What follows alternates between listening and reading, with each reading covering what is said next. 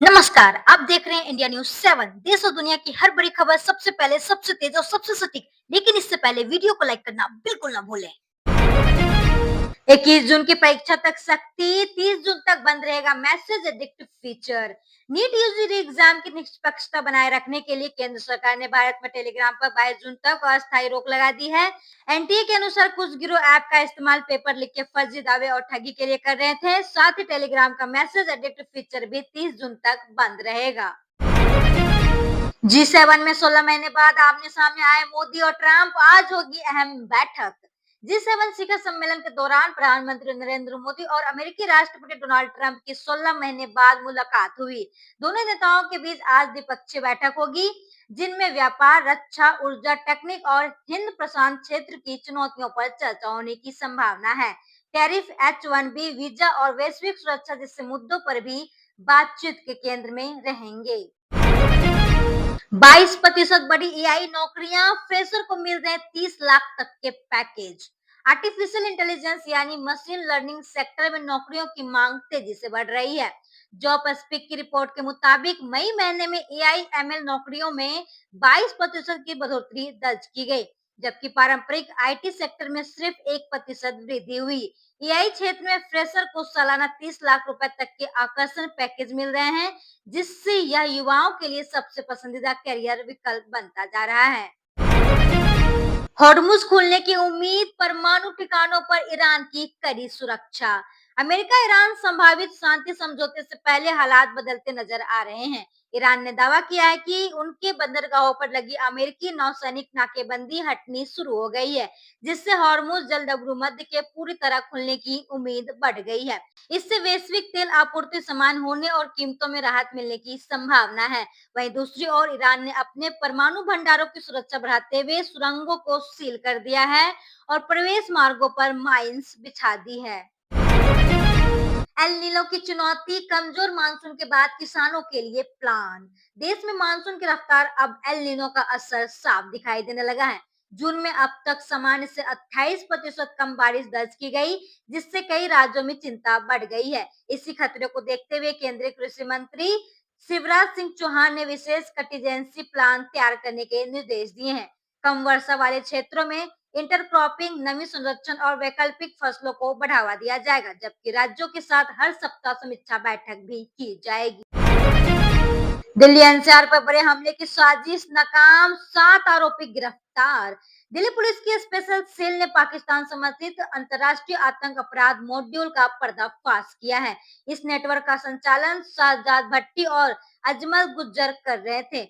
कार्रवाई के दौरान 7 ऑपरेटिव गिरफ्तार किए गए, जबकि हथियार, ड्रग्स, बैंक खातों और मोबाइल फोन बरामद हुए। पुलिस का दावा है कि इस ऑपरेशन से दिल्ली एनसीआर में कई संभावित बड़े हमले टाल दिए गए हैं। 19 जून से फिर गूंजेगी शहनाइयां, शुभ कार्यों पर लगा विराम होगा खत्म। एक महीने तक चले अधिमास के समाप्त होते ही 19 जून से विवाह और अन्य शुभ मांगलिक कार्यों की शुरुआत हो जाएगी। जून महीने में शादी के लिए केवल 9 शुभ मुहूर्त उपलब्ध है। इसके बाद 25 जुलाई से चतुर्मास शुरू होगा, जिसके चलते अगले 4 महीनों तक विवाह जैसे मांगलिक कार्यों पर विराम लग जाएगा। ऐसे में विवाह की तैयारी कर रहे परिवारों के लिए यह समय बेहद महत्वपूर्ण माना जा रहा है। दिल्ली एनसीआर का दायरा रहेगा बरकरार, हरियाणा का प्रस्ताव हुआ खारिज। दिल्ली एनसीआर के दायरे को छोटा करने का प्रस्ताव फिलहाल खारिज कर दिया गया है। एनसीआर प्लानिंग बोर्ड की बैठक में हरियाणा के 100 किलोमीटर दायरे वाले सुझाव को नहीं माना गया। बोर्ड ने मौजूदा स्वरूप को बरकरार रखते हुए आगे अध्ययन के लिए एक सब कमेटी गठित की है। वहीं दिल्ली, हरियाणा, यूपी और राजस्थान से नमो सिटी विकसित करने के प्रस्ताव भी मांगे गए हैं। कोटा में राहुल गांधी के दौरे से पहले पोस्टर वार, सियासत गरमाई। कोटा में कांग्रेस नेता राहुल गांधी के दौरे से पहले सियासी माहौल गर्मा गया है। शहर में लगे कांग्रेस के पोस्टरों के बीच 19 पेपर लीक वाले विरोधी पोस्टर चर्चा का विषय बन गया है। वहीं कांग्रेस ने भाजपा पर पोस्टर हटाने का आरोप लगाया। राहुल गांधी छात्रों से संवाद करने के लिए कोटा पहुंच रहे हैं, लेकिन उससे पहले पोस्टर वार ने राजनीतिक बहस तेज कर दी है। दिल्ली में जीएसटी प्रशासन का डिजिटल अपग्रेड, अधिकारियों को मिल रही हाईटेक ट्रेनिंग। दिल्ली सरकार ने जीएसटी प्रशासन को आधुनिक और पारदर्शी बनाने के लिए अधिकारियों का विशेष प्रशिक्षण कार्यक्रम शुरू किया है। 26 जून तक चलने वाली इस ट्रेनिंग में डिजिटल जांच, डेटा एनालिसिस, ई वे बिल, रिफंड, ऑडिट और नए कानून प्रावधानों की जानकारी दी जा रही है। सरकार का लक्ष्य तकनीक आधारित, दक्ष और नागरिक केंद्रित टैक्स प्रशासन तैयार करना है। एयर इंडिया का नया बेसिक फेयर लॉन्च, सस्ती होगी हवाई यात्रा। एयर इंडिया ने घरेलू उड़ानों के लिए नया बेसिक फेयर शुरू किया है। इस श्रेणी में यात्रियों को मुफ्त भोजन नहीं मिलेगा, लेकिन कम किराए पर यात्रा का विकल्प मिलेगा। 15 kilo check in baggage, 17 kilo cabin baggage और चाय कॉफी जैसी सुविधाएं मिलेगी। फिलहाल इसे चुनिंदा रूट्स पर पायलट प्रोजेक्ट के तौर पर शुरू किया गया है। राजस्थान में टला जल संकट, 17 जून से नहीं रुकेगी पेयजल आपूर्ति। राजस्थान में 17 जून से पेयजल आपूर्ति बंद होने का संकट फिलहाल टल गया है।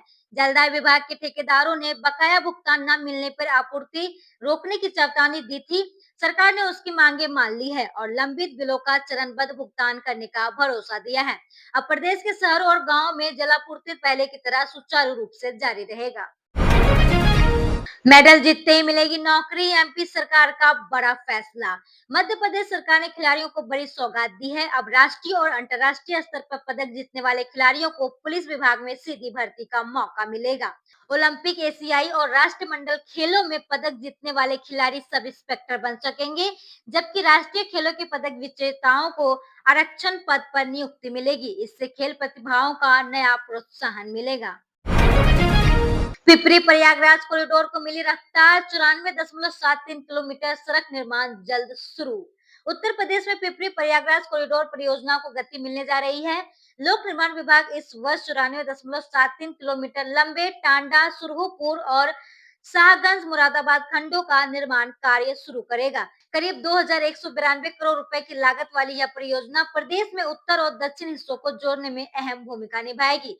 सरकार का लक्ष्य अगले 2 वर्षों में इस कॉरिडोर का निर्माण पूरा करना है। अरावली पर सुप्रीम कोर्ट की सहमति पर सवाल, पर्यावरणविदों ने जताया कड़ा विरोध। अरावली संरक्षण को लेकर पर्यावरणविदों और सामाजिक कार्यकर्ताओं ने सुप्रीम कोर्ट की नई विशेषज्ञ समिति पर गंभीर सवाल उठाए हैं। उनका आरोप है कि समिति न तो स्वतंत्र है और न ही निष्पक्ष।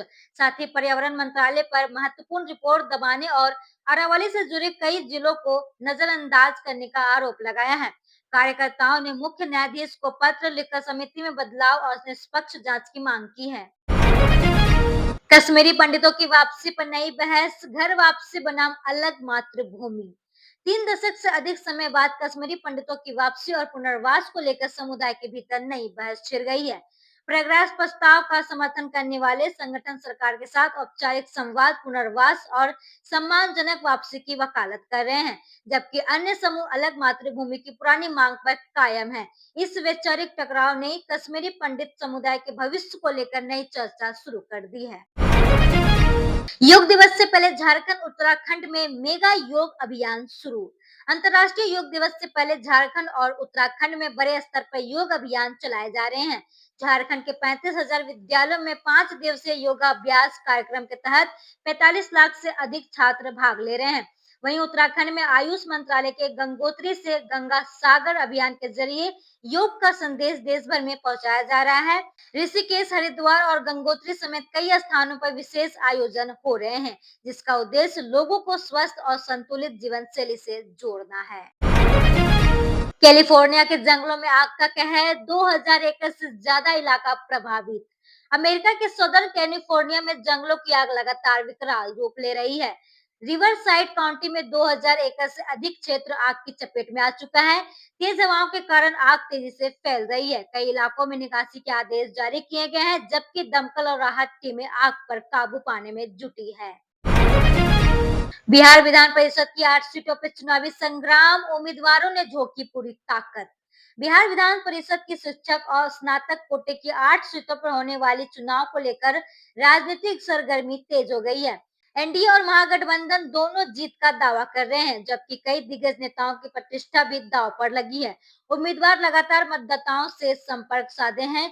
नवंबर में सीटें खाली होने से पहले चुनावी मुकाबला बेहद रोचक और चुनौतीपूर्ण होने की उम्मीद है। कैमूर को 196 करोड़ की सौगात, एयरपोर्ट और हेलीकॉप्टर सेवा का बड़ा ऐलान। बिहार के मुख्यमंत्री सम्राट चौधरी ने कैमूर जिले को 196 करोड़ रुपए की 60 विकास योजनाओं की सौगात दी है। उन्होंने मुंडेश्वरी धाम समेत प्रमुख धार्मिक स्थलों को पर्यटन हब बनाने, रोहतास कैमूर क्षेत्र में एयरपोर्ट और हेलीकॉप्टर सेवा शुरू करने का ऐलान किया है। साथ ही रोपवे निर्माण, मॉडल स्कूल, डिग्री कॉलेज और महिलाओं के लिए सोलर योजना जैसी कई महत्वपूर्ण घोषणाएं भी की। ओजोन कॉलोनियों को बचाने के लिए आपका बड़ा अभियान, घर घर जुटाए जाएंगे हस्ताक्षर। दिल्ली के ओजोन क्षेत्र में चल रही तोड़फोड़ और बुलडोजर कार्रवाई के खिलाफ आम आदमी पार्टी ने बड़ा हस्ताक्षर अभियान शुरू करने का ऐलान किया है। पार्टी का आरोप है कि प्रभावित कॉलोनियों के लाखों लोग असुरक्षा में जी रहे हैं। आपने संसद में विशेष कानून बनाकर ओजोन कॉलोनियों को वैधानिक सुरक्षा देने की मांग की है और कहा है कि लोगों को सिर्फ आश्वासन नहीं, कानून संरक्षण चाहिए। बुलडोजर कार्रवाई पर उठे सवाल, जमात-ए-इस्लामी हिंद ने पुनर्वास की मांग की। देश भर में चल रही बुलडोजर और अतिक्रमण हटाओ कार्रवाई को लेकर जमात-ए-इस्लामी हिंद ने केंद्र और राज्य सरकारों से सवाल पूछे हैं। संगठन का कहना है कि कई राज्यों में ध्वस्तीकरण के दौरान कानूनी प्रक्रिया और पुनर्वास के नियमों की अनदेखी की जा रही है। प्रभावित परिवारों के लिए स्पष्ट पुनर्वास योजना की मांग करते हुए संगठन ने इसे मानवीय और संवैधानिक अधिकारों में से जुड़ा हुआ मुद्दा बताया। चिनानी नासरी टनल के साथ बनेगी नई सुरंग, लेकिन एनएचएआई कमेटी ने उठाए सवाल। जम्मू कश्मीर के नेशनल हाईवे पर यातायात को और सुगम बनाने के लिए चिनानी नासरी टनल के साथ नई 2 लेन सुरंग बनाने की तैयारी चल रही है। करीब 2659 करोड़ रुपए की इस परियोजना को मंजूरी मिल चुकी है, लेकिन एनएचएआई की तकनीकी समिति ने सुरक्षा कारणों से प्रस्तावित डिजाइन पर आपत्ति जताई है। अब नए डिजाइन पर विचार किया जा रहा है, जिससे परियोजना की दिशा बदल सकती है। यूएनएससी सुधारों पर भारत का सख्त रुख, संयुक्त राष्ट्र के दस्तावेज पर उठाए गंभीर सवाल। संयुक्त राष्ट्र सुरक्षा परिषद में सुधार और स्थायी दस्तावेज के मुद्दे पर भारत से कड़ा रुख अपनाया है। भारत ने हालिया एलिमेंट्स पेपर को पक्षपातपूर्ण बताते हुए आरोप लगाए हैं कि इनमें अस्थायी सीटों के विस्तार के समर्थन को कम करके दिखाया गया है। संयुक्त राष्ट्र में भारत के अस्थायी प्रतिनिधि हरीश पर्वथानेनी ने औपचारिक वार्ता शुरू करने और सुधार प्रक्रिया को तेज करने की मांग उठाई है। अब बिना डॉक्टर की पर्ची नहीं मिलेगी कफ सिरप, सरकार ने नियम किए सख्त। केंद्र सरकार ने पूरे देश में बिना डॉक्टर की पर्ची कफ सिरप की बिक्री पर रोक लगा दी है। मध्य प्रदेश और राजस्थान में बच्चों की मौत की घटनाओं के बाद 1945 के औषधि नियमों में संशोधन कर निगरानी और सख्त कर दी गई है। अब कफ सिरप केवल लाइसेंस प्राप्त फार्मेसियों से ही मिलेगा। सरकार का कहना है कि इस कदम से दवाओं की गुणवत्ता और मरीजों की सुरक्षा सुनिश्चित की जा सकेगी। किसाऊ बांध परियोजना पे हिमालय की बड़ी जीत, बिना निवेश हर साल 600 करोड़ की आय। हिमाचल प्रदेश को किसाऊ बांध परियोजना में बड़ी सफलता मिली है। केंद्रीय गृह मंत्री अमित शाह की अध्यक्षता में हुई उच्च स्तरीय बैठक में नई शर्तों पर सहमति बनी, जिससे राज्य को बिना कोई खर्च किए हर साल 600 करोड़ रुपए से अधिक की आय होगी। मुंबई पर जल संकट का खतरा, झीलों में बचा सिर्फ 10 से 12% पानी। मानसून में देरी के चलते मुंबई में जल संकट गहराता जा रहा है। शहर को पानी देने वाले 7 प्रमुख झीलों का जलस्तर घटकर सिर्फ 10 से 12% रह गया। स्थिति की गंभीरता को देखते हुए मुख्यमंत्री ने आपात बैठक बुलाई और अधिकारियों को अगस्त 2027 तक निर्बाध जलापूर्ति सुनिश्चित करने के निर्देश दिए। साथ ही पारंपरिक जल स्रोत के पुनर्जीवन पर भी जोर दिया गया। छत्तीसगढ़ के स्कूलों में गायत्री मंत्र अनिवार्य, संस्कार बनाम संविधान की बहस तेज। छत्तीसगढ़ के सरकारी स्कूलों में गायत्री मंत्र, सरस्वती वंदना और अन्य प्रार्थनाओं को अनिवार्य किए जाने पर राजनीतिक विवाद गहरा गया है। भाजपा इसे भारतीय संस्कृति, नैतिक मूल्यों और राष्ट्रभक्ति से जोड़ रही है, जबकि कांग्रेस इसे संविधान की धर्मनिरपेक्ष भावना के खिलाफ बता रही है। इस मुद्दे से शिक्षा, संस्कृति और संवैधानिक अधिकारों को लेकर नई बहस को जन्म दिया है, जो अब सियासी रंग भी पकड़ रही है। बांदीपुरा के तुलेल घाटी में बादल फटा, बाढ़ जैसे हालात। जम्मू कश्मीर के बांदीपुरा जिले के तुलेल घाटी में बादल फटने से बाढ़ जैसे हालात बन गए हैं। भारी मात्रा में पानी और मलबा गांव में घुसने से कई रिहायशी मकानों और कृषि भूमि को नुकसान पहुंचा है। जलस्तर तेजी से बढ़ने के कारण लोगों में दहशत फैल गई है और कई परिवार सुरक्षित स्थानों की ओर चल गए हैं। तेलंगाना में वोटर लिस्ट अपडेट, फॉर्म नहीं दिया तो कट सकता है नाम। तेलंगाना में मतदाता सूची का स्पेशल इंटेंसिव रिवीजन के तहत बीएलओ 25 जून से 24 जुलाई तक घर घर पहुंचेंगे। 3 बार विजिट के बाद भी फॉर्म जमा नहीं होने पर नाम ड्राफ्ट वोटर लिस्ट से हट सकता है। हालांकि 31 जुलाई से 30 अगस्त तक दावा आपत्ति देकर नाम बहाल कराया जा सकेगा। मतदाता ऑनलाइन भी फॉर्म जमा कर सकते हैं। खबरें जो रखे आपको सबसे आगे, ऐसे ही काम की और महत्वपूर्ण खबरें देखने के लिए चैनल को अभी सब्सक्राइब करें। धन्यवाद।